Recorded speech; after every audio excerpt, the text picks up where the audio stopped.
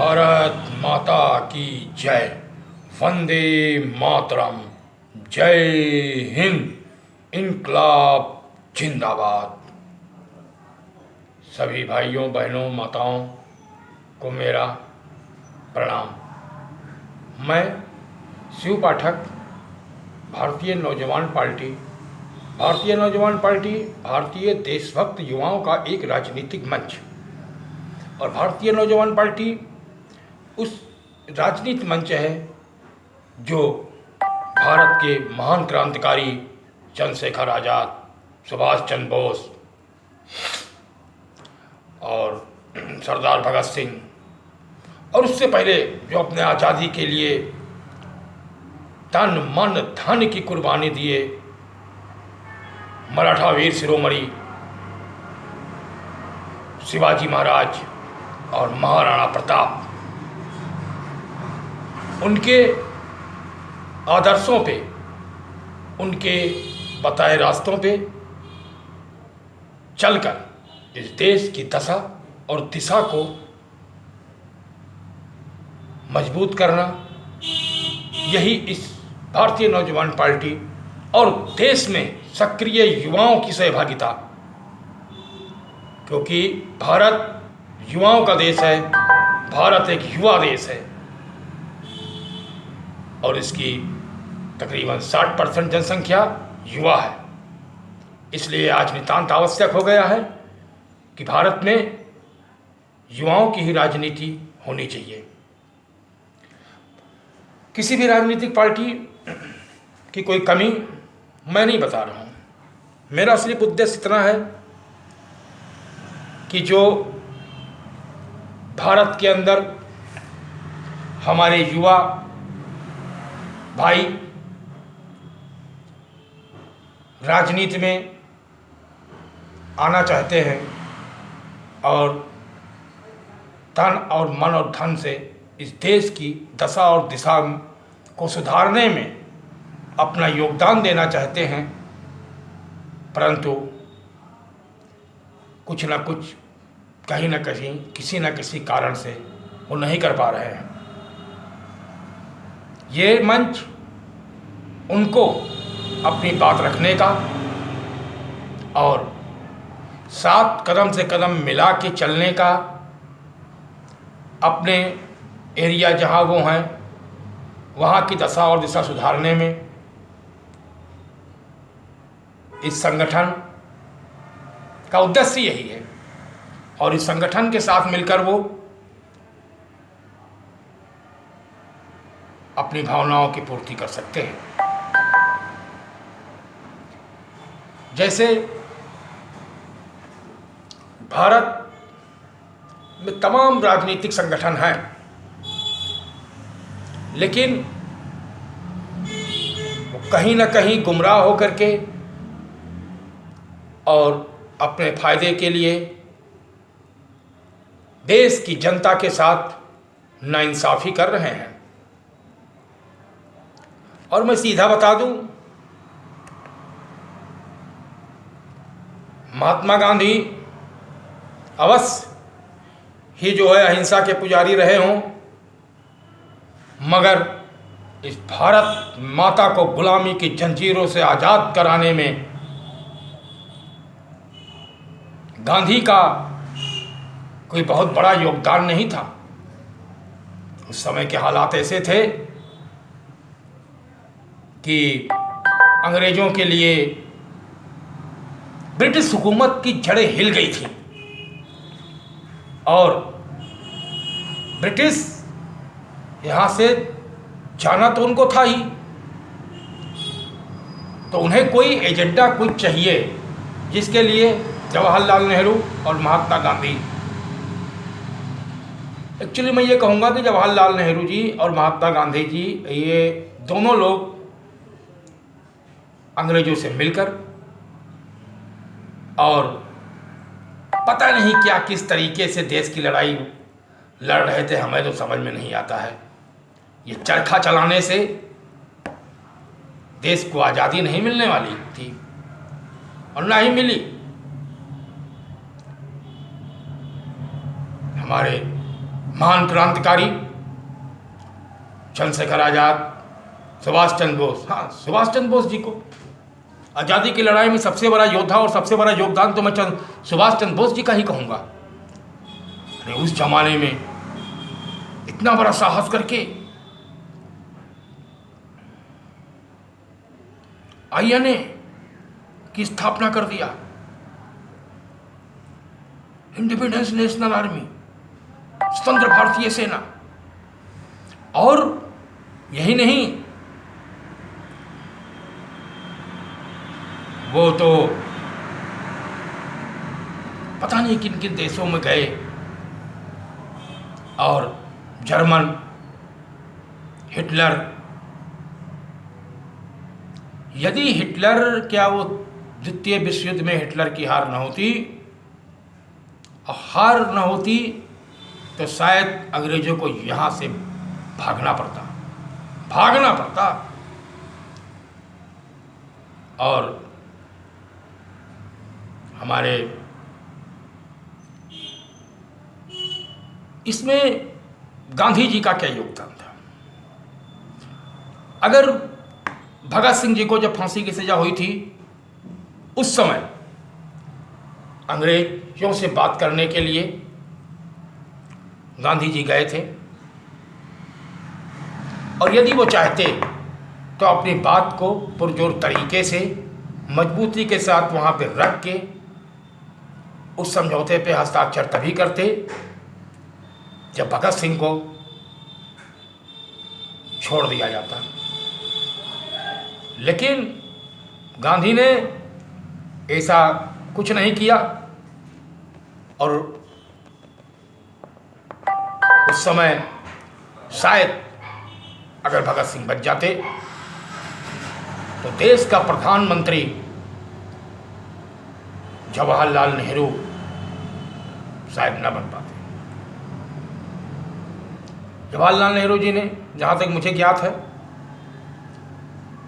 प्रधानमंत्री और सत्ता की लालच के लिए ही उन्होंने देश का बंटवारा करवा दिया। देश बटा तो यहाँ पर रहने वाले मुसलमान भाई तो यहीं रहे, जिनको जाना था गए, जिनको नहीं जाना था वो इज्जत के साथ यहीं पर हैं, आज भी हैं। लेकिन जो बेचारे पाकिस्तान में हिंदू थे, उनके साथ क्या हुआ ये मुझे दोबारा बताने की आवश्यकता नहीं है। मैं हिंदू मुस्लिम की बात नहीं करता हूँ। भारत एक सेकुलर देश है, यहाँ पे हम सभी हिंदू, मुस्लिम, सिख, ईसाई, बौद्ध सब लोग एक साथ एक आसमान के नीचे आपसी भाईचारा के साथ रहते हैं। और देश की आज़ादी में इन सभी लोगों का योगदान था। लेकिन अब बातें बहुत हैं, इतिहास की पन्नों में बहुत सी अच्छी बातें, बहुत सी बुरी बातें। मुझे पूर्ण ज्ञान नहीं है, लेकिन जितना भी ज्ञान है उसको भी मैं अगर यहाँ पे कहने लगूँगा तो बहुत लंबा समय हो जाएगा। अंततः यही कहना चाहूँगा कि आज इस समय भारत वर्ष एक मजबूत, कर्तव्यनिष्ठ और पूर्ण परिपक्व सत्ता के हाथ में है। भारतीय जनता पार्टी और माननीय भारत के यशस्वी प्रधानमंत्री मोदी जी को मैं बारंबार प्रणाम करता हूं कि मोदी जी के सत्ता में आने के बाद भारत की दशा में काफ़ी सुधार हुआ है। चाहे वो विदेश नीति हो, चाहे विदेशों से आकर के यहाँ व्यापार लगाने वाली कंपनियां हों, चाहे हमारे रक्षा विभाग में राफेल का आना हो, चाहे आतंकवाद को बहुत बड़ी जहमत से दूर करने के लिए और जम्मू एंड कश्मीर की जनता को के साथ न्याय करने के लिए जो धारा 370 हटाया गया संसद में, ये एक इतिहास रचा गया है। धारा 370 के हटने के बाद हमारी आतंकवादी गतिविधियां काफ़ी हद तक कम हो गई हैं। बहुत सी बातें थी जो हमारे देश को कहीं ना कहीं चोटिल और जख्मी कर रही थी। इस धारा 370, बातें लंबी हैं इसमें, लेकिन लंबा वीडियो न करके धारा 370 का हटाना वास्तव में एक ऐतिहासिक कार्य था जो अन्य किसी राजनीतिक पार्टी या अन्य किसी व्यक्तित्व में इतना साहस नहीं था जो हमारे परम आदरणीय मोदी जी ने दिखाया है। इसके लिए मैं मोदी जी को बारंबार प्रणाम करता हूं और उनकी दीर्घायु की भगवान भोलेनाथ से कामना करता हूं, जिन पर कृपा राम की हुई।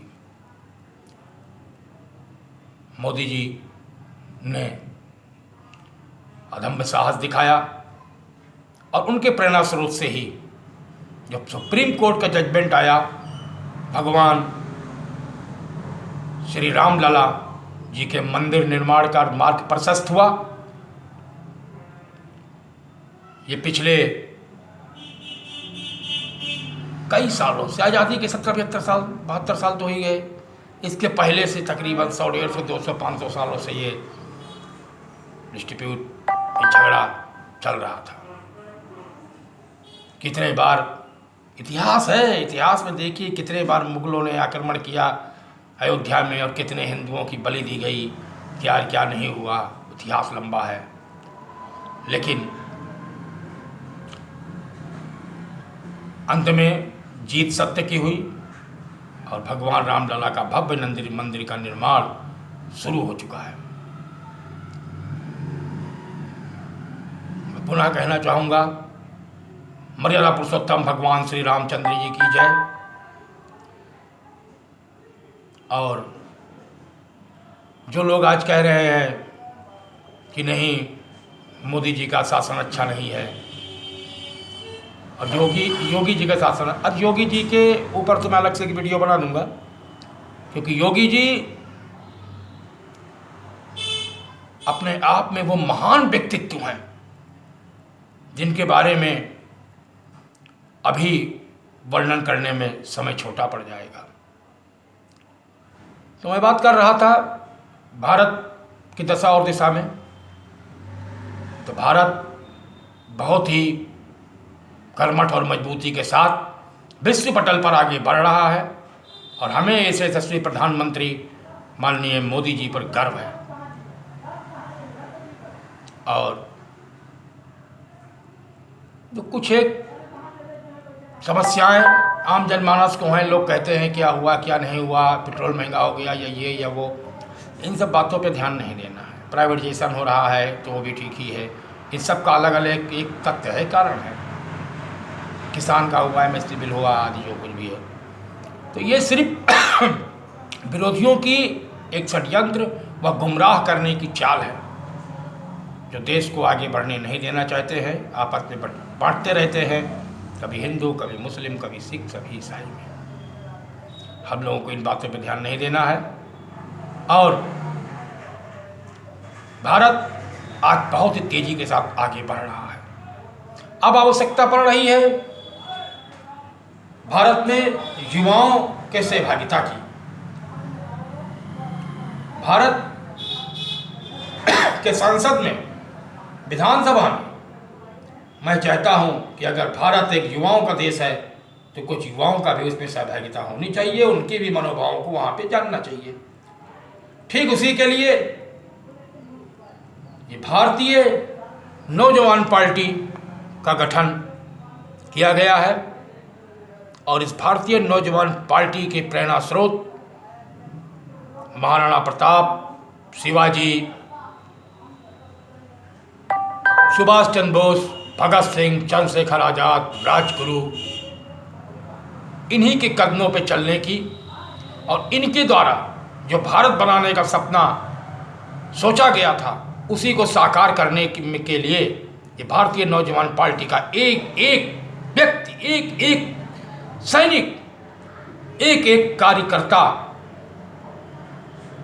जी जान से लगा हुआ है। आपको जानकर खुशी होगी कि भारतीय नौजवान पार्टी यूपी के बहुत से जिलों में गठन हो चुका है। जिन जिन जिलों में गठन हो गया है वहाँ तहसील, ब्लॉक और न्याय पंचायत, ग्राम पंचायत स्तर पर संगठन का कार्य चल रहा है। मैं चाहता हूँ कि इस वीडियो के ऊपर हमारा नंबर या डिस्क्रिप्शंस में भी मोबाइल नंबर आपको मिलेगा, जो हमारे कार्यालय का, भारतीय नौजवान पार्टी के राष्ट्रीय कार्यालय का नंबर होगा, और जिस पे सीधे बात इसके संयोजक और संस्थापक पंडित शिव शंकर पाठक जी से होगी। आप लोग जहाँ भी हैं, जिस जिला में हैं, जिस ब्लॉक में हैं, जिस तहसील में हैं, वहीं पर अगर आपके अंदर देशभक्ति की भावना है और देश की दशा और दिशा को सुधारने में अपना छोटा सा योगदान या कुछ कर देना चाहते हैं तो आप फ़ोन करिए, आपको वहाँ की जिम्मेदारी दे दी जाएगी। जब आपके वहाँ पे गठन का कार्य पूरा हो जाएगा तो हमारी टीम के, हमारी संस्था के लोग वहाँ पे आएंगे और आगे बढ़ने का और कैसे सुदृढ़ किया जाए, क्या क्या कहाँ पर कैसे भागीदारी किया जाए, उसका वहीं पे निष्कर्ष तय करके निष्कर्ष निकाला जाएगा। लेकिन अगर देश की दशा और दिशा को सुधारने में आप लोग योगदान देना चाहते हो तो सिर्फ ये देशभक्तों और भूख, प्यास, एकांतवास, जबरन कोच और अंत में मौत, यही मिल सकता है देशभक्ति करने में। आपको मर्सिडीज नहीं मिलेगी। सोचना है, अगर आप लोग वास्तव में देश में, देश हित के लिए, समाज हित के लिए कुछ करना चाहते हैं तो ये पार्टी आपको स्वागत करती है आपकी, बशर्ते आप में कुछ करने का जज्बा होना चाहिए। मैं शिव पाठक, तमाम जिलों में इसके गठन का कार्य हो रहा है। इसके मुख्य एजेंडा है, जैसे आरक्षण विरोधी, मुख्य हमारा एजेंडा है आरक्षण विरोध। अभी योग्य है कोई व्यक्ति, न्यायप्रिय है, देश हित में, गांव हित में काम करना चाहता है, आरक्षण का एक ये आ गया। अब आरक्षण कोटे का ही आदमी लड़ेगा, चाहे वो योग्य हो, चाहे न योग्य हो, चाहे उसके अंदर देशभक्ति की भावना हो या ना हो, समाज हित में काम करना चाहता हो या ना करना चाहता हो, आरक्षण है तो वो लड़ेगा उस सीट पे। बाकी जो है पिछड़ा हो गया, अनुसूचित जनजाति हो गई, जाति हो गई, अनुसूचित जाति हो गई, अब वो सामान्य व्यक्ति जो है तन धन की आहुति देना चाहता है समाज हित में, लड़ ही नहीं सकता है। शेड्यूल कास्ट के लोग अच्छे अच्छे पदों पे ऊंचे पहुंच गए हैं जो उस योग्य नहीं हैं, आरक्षण की वजह से आगे बढ़ते जा रहे हैं। तो देश का भला, उस विभाग का भला, समाज का भला, देश का भला कैसे होगा भाई? ये तो कुछ समय के लिए ऐसा कर दिया गया था उस समय, तब से इसको समाप्त करने की आवश्यकता नहीं समझी गई। क्यों नहीं समझी गई? क्योंकि वोट बैंक की राजनीति, देश गभाड़ में उन्हें तो सत्ता चाहिए, लूट घोसोटी चाहिए, बेईमानी चाहिए, लयमारी चाहिए, दगाबाजी चाहिए। देश और समाज का हित कौन चाह रहा है? एक मंच भारतीय नौजवान पार्टी, हाँ मुझे गर्व है कि मैं कहता हूं कि मैं भारतीय नौजवान पार्टी का संयोजक हूं। मुझे गर्व है कि हमारी पार्टी इन समस्त कचरों से अलग हटके देश हित में, मानव हित में, समाज हित में, धर्म की रक्षा के लिए कार्य करने के लिए अग्रसर है और मैं करूंगा। बस हमारी पार्टी में हिंदू, मुस्लिम, सिख, ईसाई सभी लोग बराबर हैं, सभी भाई हैं, बशर्ते वो देशभक्त होना चाहिए। अगर उसके अंदर देशभक्ति की भावना नहीं है तो वो कोई भी है, वो मनुष्य रूपेण भूभार भूतम है। बहरहाल मेरा कार्यालय का नंबर है +91 96 70 80 8597 96 70 80 85 97। आप लोग इस पे कॉल करें और इस भारतीय नौजवान पार्टी और भगत सिंह के सपनों को साकार करने के लिए पार्टी को ज्वाइन करें और अपने क्षेत्र में, अपने वहाँ पे इसका गठन का कार्य करें। हम लोग मिलके इस देश की दशा और दिशा को बदल देंगे। इन्हीं शब्दों के साथ मैं शिव पाठक, भारतीय नौजवान पार्टी का संयोजक संस्थापक,